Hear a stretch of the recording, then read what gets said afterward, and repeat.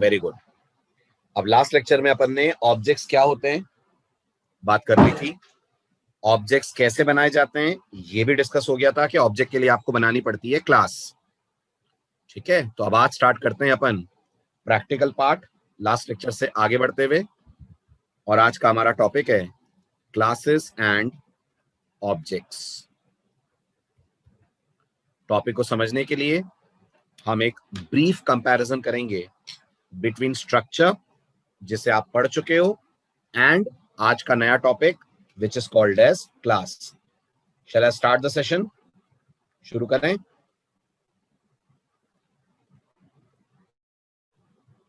Very good, चलिए so let's begin the discussion.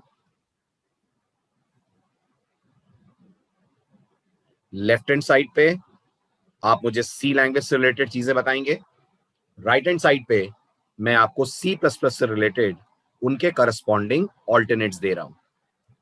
अब ये बताइए, अगर सी लैंग्वेज में मुझे एक प्रोग्राम बनाना है जिसमें मुझे एक स्टूडेंट का डेटा, जिसमें रोल नंबर भी है, ग्रेड भी है और परसेंटेज भी है, ये डेटा स्टोर करना है, तो as a C double plus developer, sorry as a C developer आप अपने प्रोग्राम में क्या यूज करोगे? और आपको एक स्टूडेंट का रोल नंबर, ग्रेड और परसेंटेज तीनों रखनी है। Good. As a C language developer आप अपने प्रोग्राम में यूज करेंगे स्ट्रक्चर। स्ट्रक्चर बनाने का सिंटेक्स क्या होता है? आप स्ट्रक्ट लिखते हैं, स्ट्रक्ट लिखने के बाद स्ट्रक्चर का नाम लिखते हैं, जिसे हम लोग ले लेंगे स्टूडेंट। ठीक है, लेकिन जब आप सी डबल प्लस में इसी प्रॉब्लम को सॉल्व करेंगे, ध्यान दीजिएगा, तो स्ट्रक्चर ना यूज करके आप उसकी जगह यूज करेंगे एक नया कीवर्ड, एक नया topic which is called as class.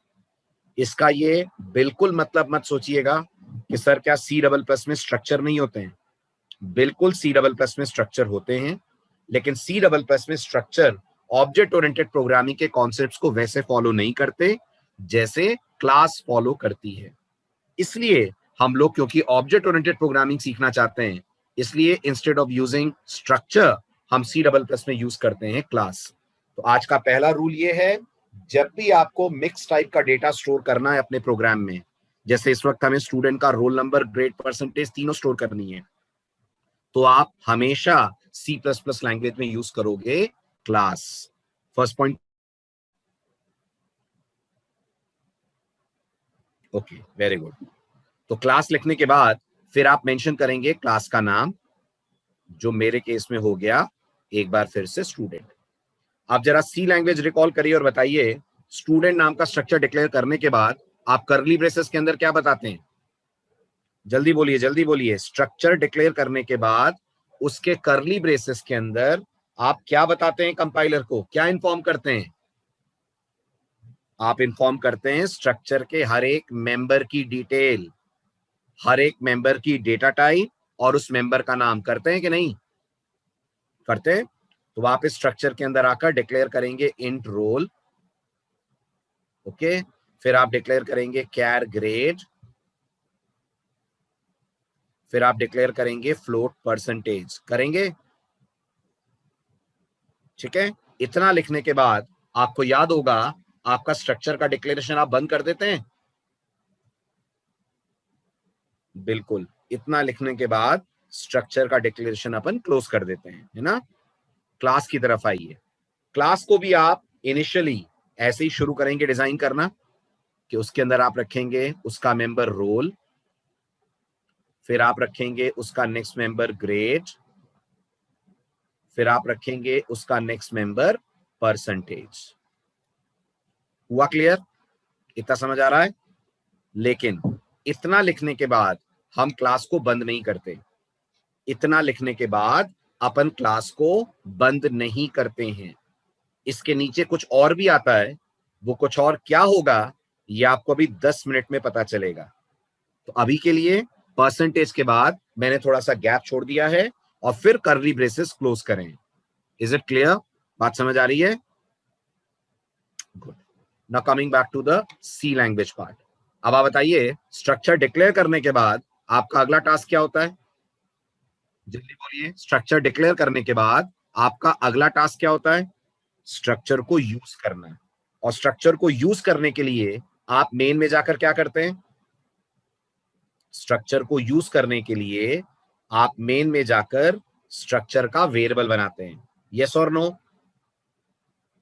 बनाते हैं। और स्ट्रक्चर का वेरिएबल बनाने के लिए आप सी लैंग्वेज में स्टेटमेंट क्या लिखते हो? जल्दी बोलिए। स्ट्रक्चर का वेरिएबल बनाने के लिए आप सी लैंग्वेज में स्टेटमेंट लिखते हो स्ट्रक्ट स्टूडेंट एस, ऐसे लिखते हो। ओके, बिल्कुल। आप ये बताइए, ये स्ट्रक्ट लिखना जरूरी है? स्ट्रक्ट कीवर्ड लिखना जरूरी है? जब आप यहां लिख रहे हैं स्ट्रक्ट स्टूडेंट एस, तो स्ट्रक्ट कीवर्ड का आना जरूरी है? बहुत ज्यादा जरूरी है। अगर ये कीवर्ड आप मिस कर जाते हैं तो सी लैंग्वेज का कंपाइलर सिंटेक्स एरर दे देता है। ये भी याद है आपको, है ना? ठीक है। अब जैसे ये लाइन रन होगी, मेमोरी के अंदर एक ब्लॉक बन जाता है। अगर हम मान लें कि हम टर्बो कंपाइलर पे काम कर रहे हैं, तो ये ब्लॉक 7 बाइट्स का होगा। नाम इस ब्लॉक का एस पड़ जाएगा। अंदर इसके 3 मेंबर होंगे। एक का नाम होगा रोल, एक का नाम होगा ग्रेड, एक का नाम होगा परसेंटेज। ऐसा ही होता है। जब आप स्ट्रक्चर बनाते हैं तो मेमोरी में ऐसा ही कुछ डायग्राम बनता है। शाबाश। अब आ जाइए सी डबल प्लस की तरफ। सी डबल प्लस में भी याद रखिएगा, अगर आपको क्लास को यूज करना है तो आपको हर हाल में क्लास का क्रिएट करना पड़ेगा वेरिएबल, बिल्कुल वैसे जैसे आप स्ट्रक्चर का वेरिएबल बनाते हैं। बट यहां पर दो बातें बहुत बहुत अलग हैं। ध्यान से सुनना, यहां पर दो बातें स्ट्रक्चर के वेरिएबल के कंपैरिजन में बहुत बहुत अलग हैं। कौन सी दो बातें?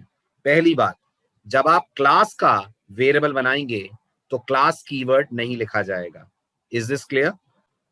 जब आप क्लास का वेरिएबल बनाएंगे तो क्लास कीवर्ड नहीं लिखेंगे। नहीं लिखेंगे का मतलब ये नहीं है कि लिख सकते नहीं है, मैं कह रहा हूं लिखेंगे नहीं। कंपलसरी नहीं है कि क्लास लिखा जाए, हम सीधे लिख सकते हैं स्टूडेंट और उसके बाद नाम जो हम दे रहे हैं अपनी तरफ से एस। पहला डिफरेंस समझ आया स्ट्रक्चर और क्लास में? स्ट्रक्चर के लिए स्ट्रक्ट वेरिएबल लिखना, स्ट्रक्ट कीवर्ड लिखना जरूरी है। क्लास के लिए क्लास कीवर्ड लिखना कतई जरूरी नहीं है। दूसरा डिफरेंस, एक बार फिर आप मुझे बताइए, ये एस कौन है? Everyone please respond. Very good. Structure में एस कहलाएगा स्ट्रक्चर का वेरिएबल कहलाएगा, है ना? लेकिन ये वाला जो एस आप देख रहे हैं, जो आपने क्लास के कंटेक्स्ट में बनाया है, इसे गलती से भी वेरिएबल बोलने की गलती, वेरिएबल बोलने का चांस मत ले लीजिएगा। ये वेरिएबल नहीं है। तो फिर ये कौन है? ये वाला जो एस आपने बनाया है, जिसके अंदर भी रोल ग्रेड और परसेंटेज हैं, ये सी डबल प्लस की अंग्रेजी में वोकैबुलरी में कहलाता है ऑब्जेक्ट। तो 2 दिन से जो मिस्ट्री बनी हुई थी ऑब्जेक्ट ओरिएंटेड प्रोग्रामिंग में ऑब्जेक्ट क्या है, आई होप अब वो मिस्ट्री आपकी सॉल्व हो गई है और आपको पता लग गया होगा। क्लास को रिप्रेजेंट करने के लिए, क्लास को यूज करने के लिए जब क्लास का वेरिएबल बनाया जाता है तो उस वेरिएबल को एक नया नाम मिला है। उसे हम वेरिएबल नहीं बुलाते, उसे हम सी डबल प्लस में ऑब्जेक्ट ओरिएंटेड वर्ल्ड में नाम दिया करते हैं object. Is this point clear to everyone? ठीक है, लेकिन एक चीज अच्छे से ध्यान रखना, गलती नहीं करना। क्या सी डबल प्लस में हर चीज को ऑब्जेक्ट बोलते हैं? क्या सी डबल प्लस में हर एक को ऑब्जेक्ट बोलेंगे? नहीं, don't make this mistake. C double plus में अगर आप इंट वेरिएबल बनाते हो, जैसे इंट ए, सी लैंग्वेज में ये ए क्या है? जल्दी बोलिए। वेरिएबल है। कैर बी, बी क्या है? वेरिएबल है। फ्लोट सी, सी क्या है? वेरिएबल है। स्ट्रक्ट स्टूडेंट एस, एस क्या है? सी लैंग्वेज की बात कर रहा हूं, वेरिएबल है। तो सी लैंग्वेज तो सबको एक ही जैसा मानती है और सबको बोलती है वेरिएबल। सी डबल प्लस में ट्विस्ट है। सी डबल प्लस में अगर मैं पूछूंगा ये इंट ए, कैर बी और फ्लोट सी, ये तीनों कौन है? तो आपका जवाब होगा ये तीनों वेरिएबल्स हैं। लेकिन अगर मैं पूछूंगा स्टूडेंट एस, अब बताइए ये एस कौन है? तो आप बोलेंगे अगर स्टूडेंट एक क्लास है तो फिर एस कहलाएगा उस क्लास का ऑब्जेक्ट। ओके, सो हर जगह वेरिएबल वेरिएबल फिट हटाकर ऑब्जेक्ट नहीं फिट कर देना है। हर जगह ये नहीं बोलना है कि वेरिएबल नहीं है ऑब्जेक्ट हो गया है। अभी भी इंट, कैर, फ्लोट, डबल, लॉन्ग डबल के वेरिएबल बनेंगे, लेकिन जो आप क्लासेस बनाएंगे उनके वेरिएबल आप वेरिएबल के नाम से नहीं जाने जाएंगे। They are better known as objects. Is this point clear to everyone?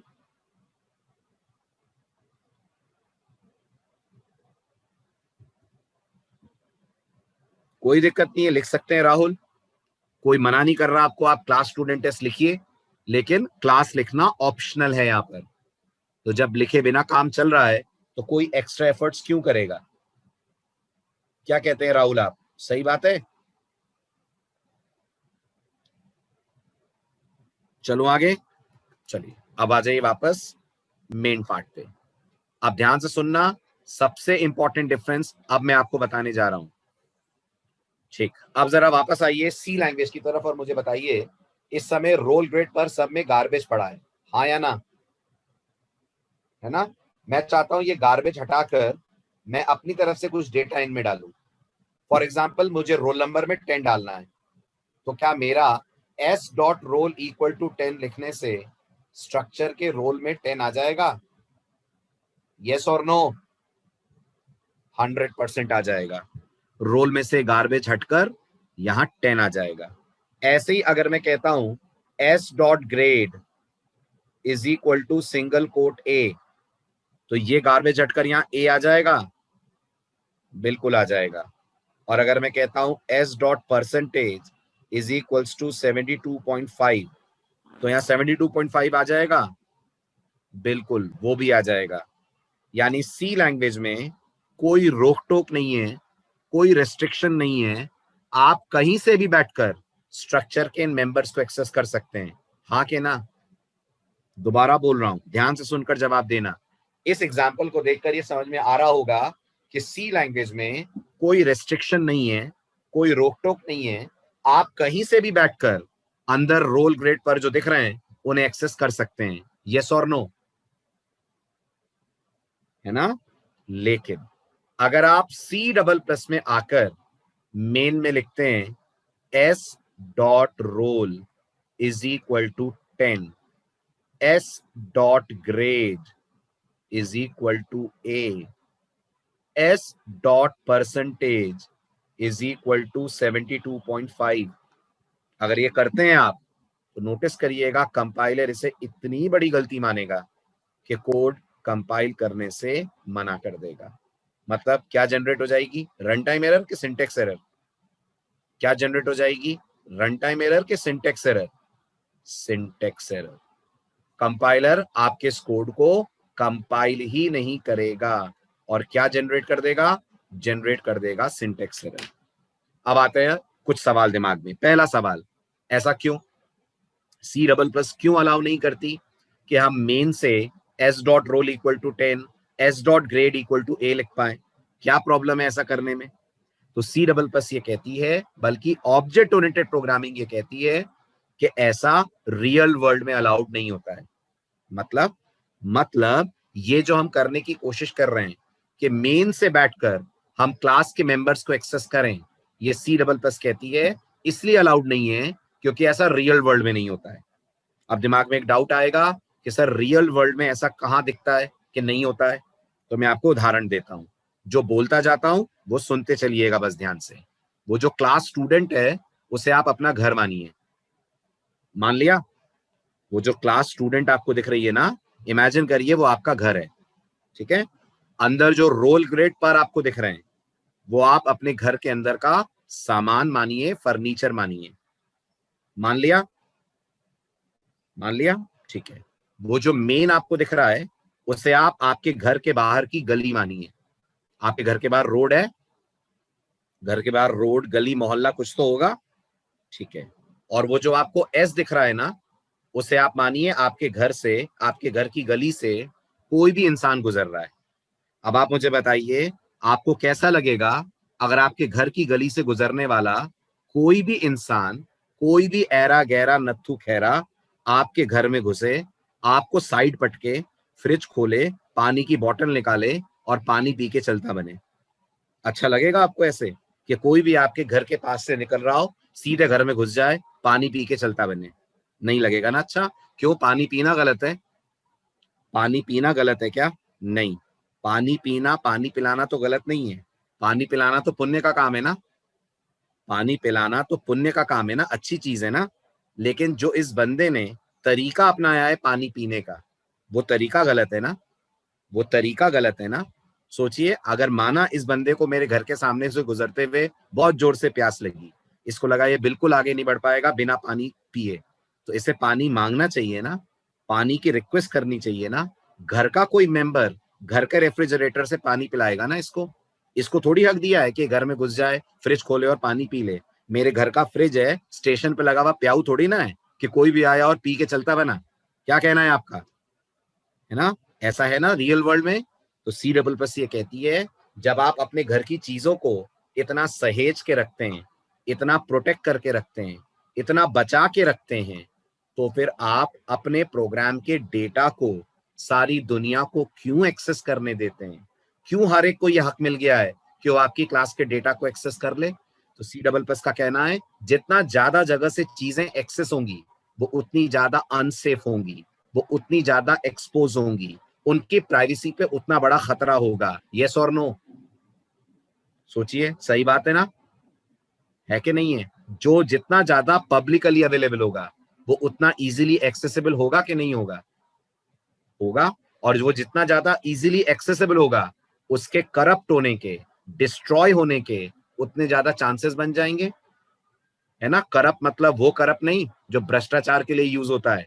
Corrupt मतलब डेटा का स्पॉइल हो जाना, दैट इज कॉल्ड करप्ट हो जाना। राइट? अब जैसे आप इमेजिन करिए, क्या मुझे यह हक है कि मैं आपके बैंक में जाकर आपके बैंक की डिटेल्स निकाल लूं? जल्दी बोलिए, क्या मुझे यह हक है कि मैं आपके बैंक में जाकर आपके बैंक की डिटेल्स निकाल लूं? हरगिज नहीं। बैंक मुझे एक अक्षर, एक डिजिट आपके बैंक बैलेंस का नहीं बताएगा।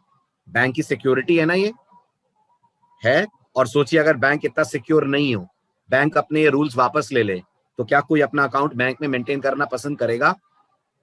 नहीं करेगा। तो आप ध्यान से अपने आसपास नजर दौड़ाइए। आपको पता नहीं है, आप रोज हर सेकंड ऑब्जेक्ट ओरिएंटेड प्रोग्रामिंग अपने जीवन में देखते हैं। बस पता नहीं चलता है आपको कि जो आपके आसपास हो रहा है वो ऑब्जेक्ट ओरिएंटेड वे में हो रहा है। वही चीज आपको प्रोग्रामिंग में दिखती है। तो सी डबल प्लस ये बोलती है, जब रियल वर्ल्ड में किसी की डिटेल्स कोई डायरेक्ट एक्सेस नहीं कर सकता, तो फिर क्लास का डेटा क्लास के बाहर से डायरेक्ट एक्सेस क्यों होगा? नहीं हो सकता। और कंपाइलर इस कारण से दे देगा syntax error. Is this clear? ठीक है। अब ये जो मैंने आपको बताया, आपसे इंटरव्यूअर बोलेगा, यार मुझे ये टेक्निकल वर्ड्स में बताओ, ये तो तुमने नॉन टेक्निकल कहानी सुनाई, मुझे इसको टेक्निकल भाषा में समझाओ। तो आप टेक्निकल वर्ड्स में बोलोगे कि क्लास के अंदर जो कुछ भी होता है, सुनना ध्यान से मेरी बात, क्लास के अंदर जो कुछ भी होता है वो बाय डिफॉल्ट प्राइवेट होता है, और स्ट्रक्चर के अंदर जो कुछ भी होता है वो बाय डिफॉल्ट पब्लिक होता है। क्या होता है प्राइवेट और पब्लिक का मतलब? बहुत आसान है। पब्लिक का मतलब which can be access from anywhere. एक बार फिर मैं कहूंगा, जैसे स्टेशन पे लगा हुआ प्याऊ, वो पब्लिक है। हाँ। स्टेशन के प्लेटफॉर्म पे रखी गई कुर्सी पब्लिक है। जो चेयर्स प्लेटफॉर्म पे लगी होती हैं पब्लिक हैं। हाँ जी, पब्लिक हैं। राइट? आपके शहर का सिनेमा हॉल पब्लिक है। Anyone can go and watch the movie अगर वो पे कर रहा है तो। यस, बिल्कुल।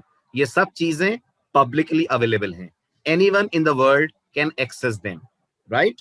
लेकिन आपके घर का रेफ्रिजरेटर प्राइवेट है।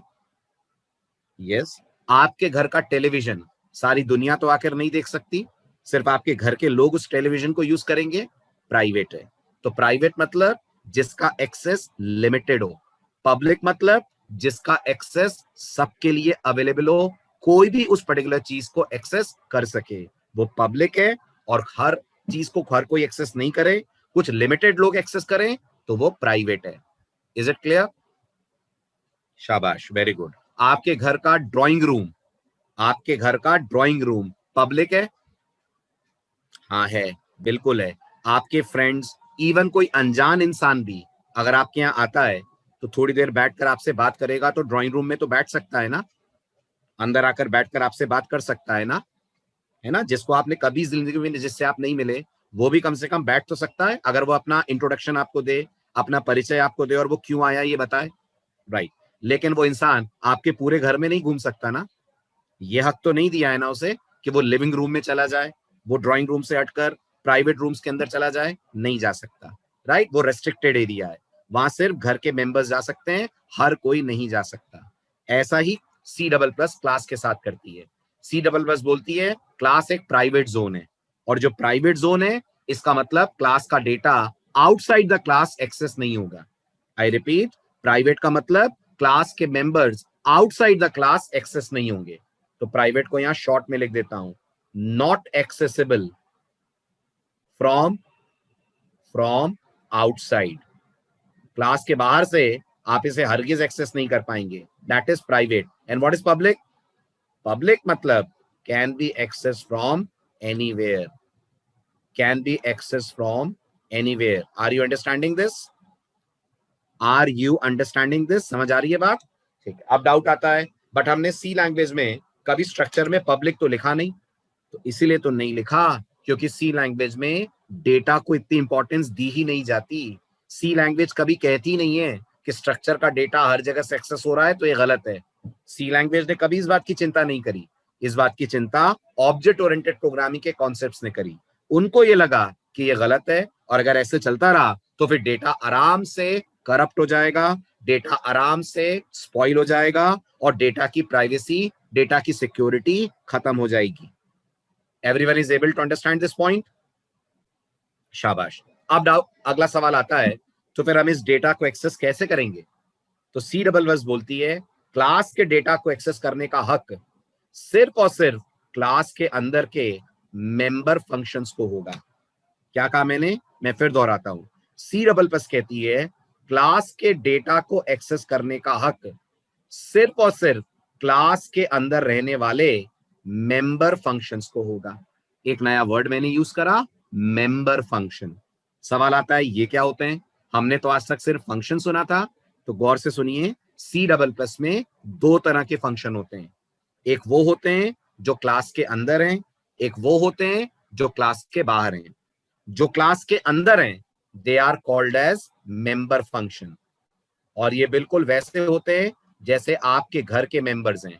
क्या आपके घर के लोगों को, आपके परिवार के लोगों को, आपके घर में हर चीज एक्सेस करने का राइट है? जल्दी बोलिए, है? आपका छोटा भाई पूरे घर में घूम सकता है, आपका यंगर ब्रदर पूरे घर में घूम सकता है, आपकी यंगर सिस्टर घर में हर जगह जा सकती है, आपके मम्मी पापा घर में हर जगह जा सकते हैं। यस, उनके ऊपर तो कोई रिस्ट्रिक्शन नहीं ना, because they are members of the same home, right. बिल्कुल ऐसे सी डबल प्लस ये मानती है कि गेट और शो स्टूडेंट क्लास के मेंबर फंक्शंस हैं, तो इन्हें पूरा हक है कि ये इन मेंबर्स को एक्सेस कर लेंगे। किन को एक्सेस कर लेंगे? रोल, ग्रेड और पर को एक्सेस कर लेंगे। तो रोल, ग्रेड पर इनके लिए प्राइवेट नहीं है क्या? नहीं। अगर मेरा घर मेरे लिए ही प्राइवेट हो जाए तो फिर मैं कहां जाऊंगा? है कि नहीं? अगर मेरे ही घर के अंदर घुसने से मुझे रोका जाए और कहा जाए ये प्राइवेट है, आप नहीं आ सकते, तो भैया फिर मैं कहां जाऊंगा? तो सी डबल प्लस ये कहती है प्राइवेट बाहरी दुनिया के लिए है, जो क्लास के अंदर के मेंबर फंक्शन है वो क्लास के प्राइवेट डेटा को एक्सेस कर सकते हैं। Is this point clear? Clear. तो अब बात होती है, तो फिर अब कम्युनिकेशन कैसे होगा? तो अब कम्युनिकेशन ऐसे होगा कि ये जो ऑब्जेक्ट हमने बनाया है, बताइए ऑब्जेक्ट का नाम क्या रखा है मैंने? बताइए जरा, मैंने ऑब्जेक्ट का नाम क्या रखा है? एस। ऑब्जेक्ट बात करेगा किससे? मेंबर फंक्शन से। और मेंबर फंक्शन बात करेंगे किससे? क्लास के अंदर के डेटा मेंबर से। तो ये रोल ग्रेड पर क्या डेटा मेंबर कहलाते हैं? हाँ, ये रोल ग्रेड पर कहलाएंगे डेटा मेंबर। इनके लिए ये वोकैबुलरी कभी नहीं भूलनी है आपको। They are called as data member. और ये गेट और शो क्या कहलाएंगे? फंक्शन? नहीं, फंक्शन बोलने की गलती कभी नहीं करिएगा, ये फंक्शन नहीं है, they are called as member function, right. Function मतलब जो क्लास का पार्ट ना हो, मेंबर फंक्शन मतलब जो क्लास का पार्ट है। तो मेन इसका मतलब मेंबर फंक्शन नहीं, सिर्फ फंक्शन है। हाँ जी, main, printf, scanf, get C H, C L R, S C R, ये सी डबल प्लस की दुनिया में फंक्शंस कहलाएंगे। लेकिन जो आपको गेट और शो आपके स्क्रीन पे दिख रहे हैं वो कहलाएंगे मेंबर फंक्शन। अच्छा, गेट शो बोलेंगे कि वॉइड गेट वॉइड शो बोलेंगे? क्या कहते हैं? इनका नाम वॉइड गेट वॉइड शो पढ़ा जाए कि गेट और शो पढ़ा जाए? वेरी गुड, गेट और शो पढ़ा जाए। वॉइड तो रिटर्न टाइप है, रिटर्न टाइप थोड़ी नाम में शामिल हो जाती है, रिटर्न टाइप का तो रोल अलग होता है। ठीक है, तो अभी के लिए नाम याद रखिए, गेट और शो के लिए वर्ड यूज होगा मेंबर फंक्शन, रोज ग्रेड पर के लिए वर्ड यूज होगा डेटा मेंबर। ठीक है, और कम्युनिकेशन कैसे होगा? कम्युनिकेशन कुछ ऐसे होगा, object will talk to whom? Object will talk to member functions. Okay, and member functions will talk to whom? Member functions will talk to data member. Are you getting this? Object will talk to member functions and member functions will talk to data members. अब दो queries और आपके दिमाग में उठेंगी। पहला doubt जो आपके दिमाग में आना चाहिए वो क्या? वो ये डाउट आना चाहिए कि सर अभी अभी अपन ने ये बोला, अभी अभी अपन ने ये कहा कि ऑब्जेक्ट डेटा को डायरेक्ट एक्सेस नहीं कर सकता। ओके, क्यों नहीं कर सकता? क्योंकि हमने माना सब कुछ क्लास के अंदर प्राइवेट होता है। ये माना कि नहीं माना हमने? Everything inside the class is private, ये एग्री करा? तो अगर सब कुछ क्लास के होता है तो ऑब्जेक्ट मेंबर फंक्शन को कैसे एक्सेस कर सकता है? दिमाग दौड़ाइए, क्या मेंबर फंक्शन प्राइवेट नहीं होगा? क्योंकि वो भी तो क्लास का पार्ट है। अगर वो भी क्लास का पार्ट है तो क्या वो प्राइवेट नहीं हो गया? हाँ या ना? जल्दी बोलिए। हाँ, बिल्कुल सही, मेंबर फंक्शन भी तो प्राइवेट हो गए। अब अगर मेंबर फंक्शन प्राइवेट हो गए तो आप मानते हो ये कम्युनिकेशन भी तो पॉसिबल नहीं है कि ऑब्जेक्ट मेंबर फंक्शन से ट्रैक करे? जी, ये कम्युनिकेशन पॉसिबल नहीं है। तो फिर क्या करा जाए इस कम्युनिकेशन को पॉसिबल करने के लिए? तो सी डबल प्लस बोलती है एक नया कीवर्ड इंट्रोड्यूस हुआ है, वो कीवर्ड आप मेंबर फंक्शन के ऊपर लगाएंगे। कौन सा कीवर्ड? उस कीवर्ड का नाम होता है पब्लिक, और लिखने के बाद कोलन लगाना जरूरी होता है। तो पूरा सिंटेक्स क्या हो गया? पूरा सिंटेक्स हो गया पब्लिक और पब्लिक के बाद कोलन। तो ये क्या हुआ पब्लिक लगाने से? पब्लिक लगाने से आपने कंपाइलर को ये कहा कि मैं चाहता हूं ये दोनों मेंबर्स आउटसाइड द क्लास भी एक्सेस हो पाए। अगर आपने इनको पब्लिक नहीं करा तो आप मानते हैं ऑब्जेक्ट फिर इंटरैक्ट ही नहीं कर पाएगा क्लास से, है ना? इसलिए क्लास बनाते वक्त क्लास को हमेशा दो सेक्शन में ब्रेक करते हैं, एक प्राइवेट सेक्शन होता है, एक पब्लिक सेक्शन होता है। प्राइवेट सेक्शन बाय डिफॉल्ट होता है। ये लाइन समझ आ रही है आप सबको? प्राइवेट सेक्शन बाय डिफॉल्ट होता है, मतलब आपने बोला नहीं है फिर भी कंपाइलर प्राइवेट मानकर चल रहा है रोल ग्रेड पर को। और अगर आपको लगता है सर हम बोलना चाहें तो आपको बोलने से कोई मना नहीं कर रहा, बिल्कुल बोलिए। यहां लिख दीजिए प्राइवेट और प्राइवेट के साथ लगा दीजिए कोलन। लेकिन नहीं भी लिखेंगे तो by default everything in class is private. Are you able to understand this point? Class के अंदर हर चीज बाय डिफॉल्ट प्राइवेट होती है, पब्लिक करना पड़ता है, उसके लिए पब्लिक कीवर्ड लगाना पड़ता है। तो क्या रियल वर्ल्ड में ऐसा दिखता है कि कुछ चीज प्राइवेट हो और कुछ चीज पब्लिक हो? हाँ, सबसे बढ़िया एग्जांपल आपको दे रहा हूं, एटीएम। आप एटीएम को रिकॉल करिए। एटीएम को जब आप यूज करते हैं तो क्या स्क्रीन पे आपको कैश विड्रॉ करना, मिनी स्टेटमेंट देखना, पिन चेंज करना, बैलेंस पता करना, इनके ऑप्शंस दिखते हैं? दिखते हैं, नजर आते हैं आपको? यस। तो ये क्या हुए? दिमाग दौड़ाओ, हुए ये एटीएम के पब्लिक मेंबर फंक्शंस हुए। ये एटीएम के पब्लिक मेंबर फंक्शन हुए। और बताइए मशीन के अंदर क्या है जो बाहर से नहीं दिखता? मशीन के अंदर क्या है जो बाहर से नहीं दिखता? जल्दी जल्दी बोलिए। पैसा, अमाउंट, राइट? जो मशीन के अंदर नोट रखे गए, कैश रखा गया है, वो आपको बाहर खड़े खड़े दिखता है? नहीं दिखता। तो अगर आपको वो कैश विड्रॉ करना है तो आपको मेंबर फंक्शन से इंटरेक्ट करना पड़ता है, कैश विड्रॉल वाले ऑप्शन पे क्लिक करना पड़ता है, फिर वो आपके लिए कैश विड्रॉ करके लाता है। यस। अब आप सोचिए अगर एटीएम क्लास की तर्ज पे ना बना होता, क्लास के कॉन्सेप्ट पे ना बना होता और एटीएम स्ट्रक्चर जैसा होता तो मच जाती अफरा तफरी एटीएम के अंदर। फिर सोचिए कौन एटीएम यूज करने के लिए कैश विड्रॉ करे और पिन कोड डाले और मिनी स्टेटमेंट देखने के लिए ऑप्शंस फॉलो करे। सीधे घुसे एटीएम में, एटीएम खोला, सीधा कैश निकाला, जैसे पर्स से कैश निकाल रहे हैं और चलते बने। है कि नहीं? तो सोचिए एटीएम एक सिक्योर्ड एनवायरनमेंट है। एटीएम एक सिक्योर्ड एनवायरनमेंट है। Very good. तो आप क्या हो गए एटीएम के लिए? आप एटीएम के लिए क्या हो गए? आप एटीएम के लिए ऑब्जेक्ट हो गए। बहुत अच्छे। और एटीएम में जितने आपको मेंबर फंक्शन दिख रहे हैं वो क्या हो गए? वो सारे के सारे एटीएम के ऑप्शंस हो गए। ओके। और एटीएम में जो कैश रखा हुआ है वो क्या हो गया? वो एटीएम का प्राइवेट डेटा मेंबर हो गया। आया ये एग्जांपल समझ? रिलेट कर पा रहे हैं आप ऊप्स को एटीएम के एग्जांपल से?